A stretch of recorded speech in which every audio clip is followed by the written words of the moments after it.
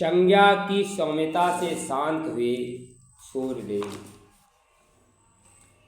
संध्या का समय था। जगत को प्रकाशित करने हेतु बिखरी किरणों को धीरे धीरे समेटते हुए परम तेजस्वी रक्तवर्ण मुखारविंद सूर्यदेव अपने घर पहुँचे। कक्ष में प्रवेश करते ही प्रचंड स्वरूप देखकर पत्नी संज्ञा ने आंखें बंद कर ली। संज्ञा इस कुचित व्यवहार से कुपित होकर सूर्यदेव बोले, क्यों तुम्हें मेरा तेजस्वी रूप रुचता नहीं है? स्वामी के इन कठोर वचनों को संज्ञा सहम गई, आंखें नीचे हो गई। भय से संज्ञा ने बादलों के घूंघट को अपने कोमल मुख में ढक लिया। बार बार आग्रह के उपरांत में निरुत्तर अवस्था में खड़ी रही।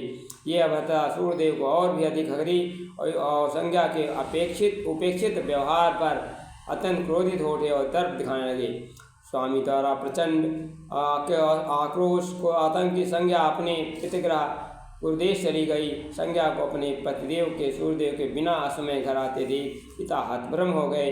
उन्होंने पुत्री से कुशल से पूछते हुए कहा, बेटा क्या बात है, तुम दुखित क्यों लग रही हो? संज्ञा ने अपने संबंधों को शालीनता से मान रखकर पिता से कहा, पिताजी कोई विशेष बात नहीं, तुमको बस तुमसे मिलने के लिए इच्छा चली आई। पुत्री संगीता के मुँह खिजी देखाएं देखकर स्पष्ट करा। कुछ दिनों बाद घटनाक्रम बीतते याद करते संज्ञा दुखी होने लगी। दीर्घकाल प्रतीक्षा के उपरांत अंततः उसने निश्चय किया वह इस प्रकार दुखित न बैठेगी और स्वामी के उग्र स्वभाव को बदलाव के लिए महादेव से प्रार्थना करेगी। संज्ञा की अनुपस्थिति में जीवन गुजारते सूर्यदेव की उग्रता कमी आने लगी और प्राण प्रिय धर्मपत्नी संज्ञा के बिना जीवन गुजारना कठिन मालूम पड़ता। सूर्यदेव संज्ञा के बीच हुई नोक झोंक में कितनी बार सूर्यदेव टूट जाती संज्ञा बनाया था। तो आखिर थक हार कर वो तय किया स्वयं सूर्यदेव पिता से उसकी मनोदशा पता लगाएंगे और बड़ी आस से सूर्यदेव संज्ञा के पिता से उसे खोज खबर लेने पहुंचे। पिता ने पलटकर वस्तुतः सूर्यदेव से जाननी चाहिए। एकमात्र आशा पिता सूर्यदेव से हस्तगत हुए। स्वयं संज्ञा की खोज में आरंभ कर नदी वन पर्वत तारा शब्द को बिखेरते हुए पता लगाने लगे। अकस्मात किसी स्त्री की मधुर स्वरों में मंत्राक्षर गुथे हुए थे और उसमें आदिदेव महादेव की स्तुति की रहे। सूर्यदेव इस ध्वनि को ध्यानपूर्वक जानते हुए चौंक गए और सूर्यदेव एकनिष्ठ भाव से महादेव की स्तुति में लीन थी। संज्ञा को देखा, उसे क्षमा याचना की। कल्पना से डूबे सूर्यदेव मन ही मन कह उठे, प्राण प्रिय अबद्धवार को क्षमा कर दो।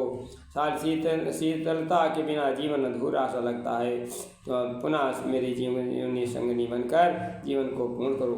संज्ञा की मनोदशा जानने योजना बनाई और एक योगी के रूप धारण कर संज्ञा के समक्ष पहुँचे और अपनी योजस्वी वाणी प्रयोग करते पहुँचने, देवी तुम्हारी तपस्या का भला क्या प्रयोजन?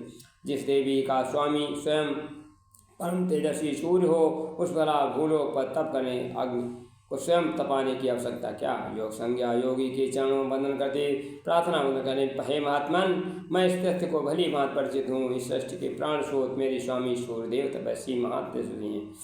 मुझ धन्य भागी आजीवन ईश्वर से यही प्रार्थना होगी कि मेरे पद तप के शिखर पासीन हो अर्जित करें, किंतु इसके साथ से स्वभाव में सौम्य हो, मैं अपनी सजल आँखों से अपलक उनको दर्शन कर सकूँ।